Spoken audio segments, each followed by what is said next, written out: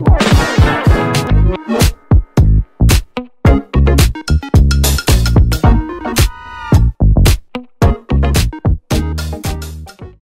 à tous, bienvenue sur ma chaîne d'information.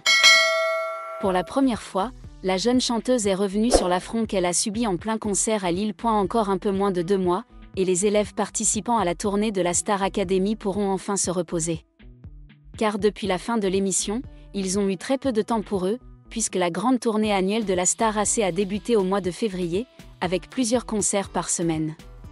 Pour des jeunes de 20 ans environ, qui font ça pour la première fois, c'est assez épuisant.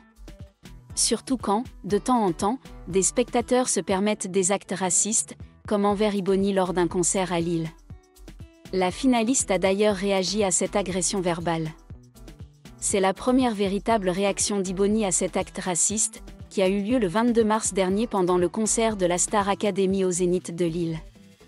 Les journalistes de gala sont allés à la rencontre de la promotion 2024/2025 de la Star Academy, pour savoir dans quel état d'esprit il se trouvait, et rapidement les discussions se sont tournées vers la haine subie par Ibony depuis son arrivée dans l'émission. Une haine qui a débordé lors du concert à Lille, avec cet acte raciste odieux qui l'a touché en plein cœur. C'est désolant. J'avais des appréhensions au début de la tournée après toute la haine reçue.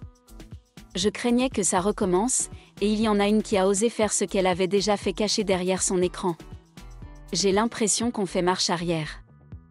Heureusement, la jeune chanteuse a pu compter sur le soutien sans faille de ses camarades, notamment Marine, avec qui la bataille a pourtant été féroce en finale.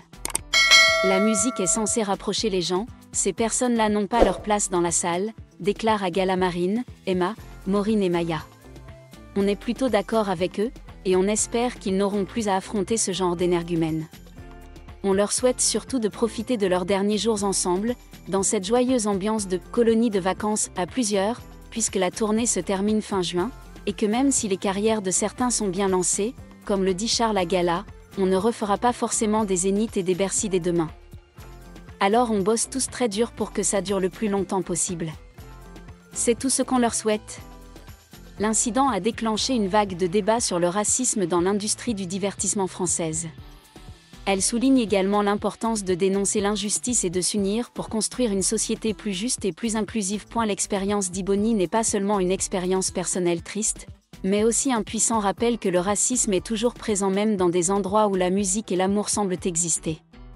Cependant, avec courage, tolérance et une voix humaine, Ibony a transformé un moment de maltraitance en un symbole de résilience et d'espoir.